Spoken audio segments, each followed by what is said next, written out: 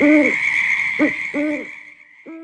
up, everybody? I'm making a video today for BRYANSPACEBOY227. Making a video for him today, show him some support. I first got wind of him from Doom 143 and Seek Nearmint Comics when I saw that they made a sub-contest video for him. So pretty simple contest entry. Basically, he just wanted you to show your top 3 favorite covers or your top 3 favorite books. So I'm gonna get started with mine.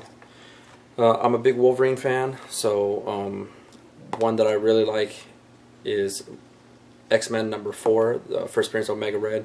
Fell in love with this cover when I was a kid, so I definitely had to get it when I was older. But Omega Red, beast of an enemy, one of Wolverine's arch nemesis, really big bad guy. So I had to get this. So moving on, my second favorite cover, big Wolverine fan, Hulk 181. Who doesn't love this cover? I mean, there's a million of them out there. You can get them like nothing. But big Wolverine fan ever since I was a kid. So of course, when I was a old bastard that I am, had to pick this up. Definitely had to get this one. Signed by Stan Lee. Stan the Man. So definitely had to get that. Last but not least, this is the book that got me into collecting. When I got out of collecting again, it got me back into collecting again. I've told the story many times. When I was about 9 or 10 years old, that Amazing Spider-Man 300, I fell in love with that cover. Fell in love with the storyline. The first appearance of Venom. Definitely had to get it. Todd McFarlane is an awesome artist. Awesome artist. One of my favorite artists. T-Mac is definitely up there. So, you know, I had to get this book. Fell in love with it.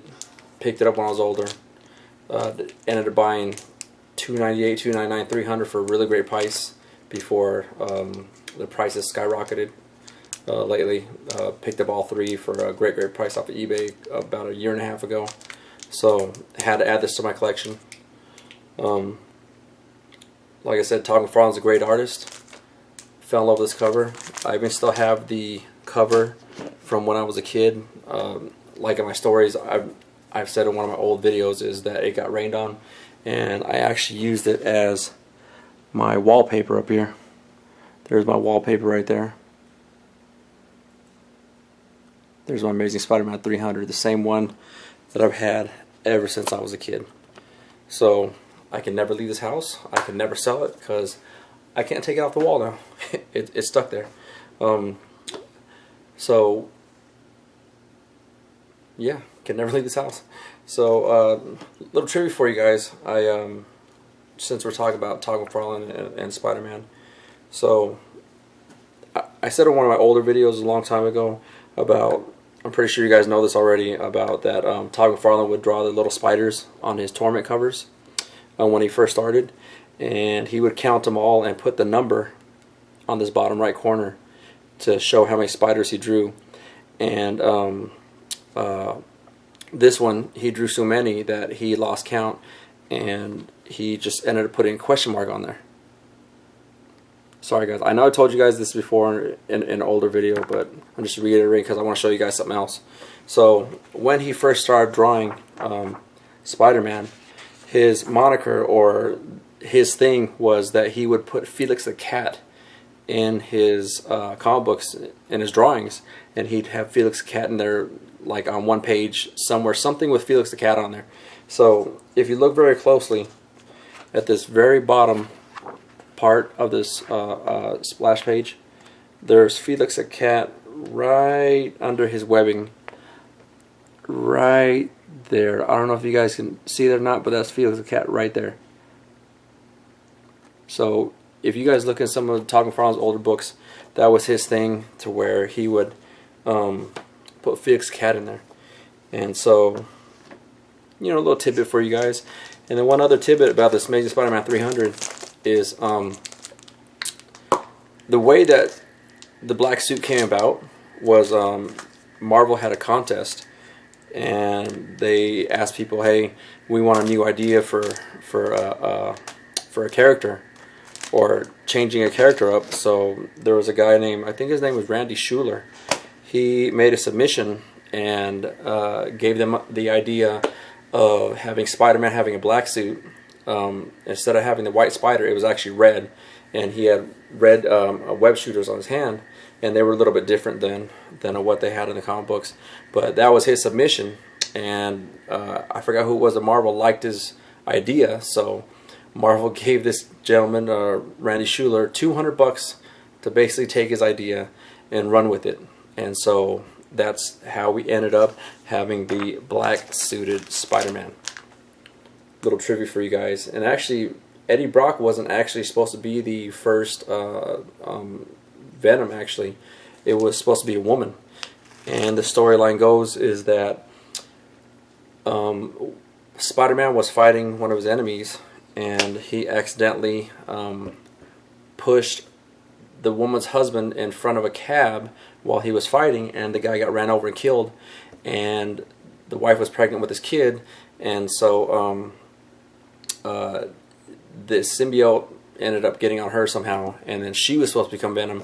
And then there was a couple mags, I think in Secret Wars #8, there was one part where they were leading up to Venom, and they had a couple parts where one time he was in a subway, and because the Venom's, well, the symbiote suit, Spider-Man can't sense it with his spider sense, so she ended up pushing him on the tracks, right, trying to kill him, but he actually didn't die from that. And another time he was on a building, and she ended up pushing him off the building, but all they showed was her hand outside of the building, and so that was how they were leading up to it. But then they felt like that nobody would really take to a pregnant woman as being Venom, so that's when they brought in Eddie Brock, and they pretty much scratched the whole idea of having the female Venom. So that's it, guys. You guys heard it here first. Hopefully you guys learned something from that. If you guys have any questions, like I said, hit me up, BRYANSPACEBOY. I see you're already like at 150 subs already. I'm pretty sure you'll get a lot more. I can't wait to see what you have in store in the future. And I wish luck to everybody who entered. And BRYANSPACEBOY, you have a good one. I appreciate you putting on this contest and giving me a chance to win. Good luck to everybody, like I said. You guys have a good one. Peace. Later.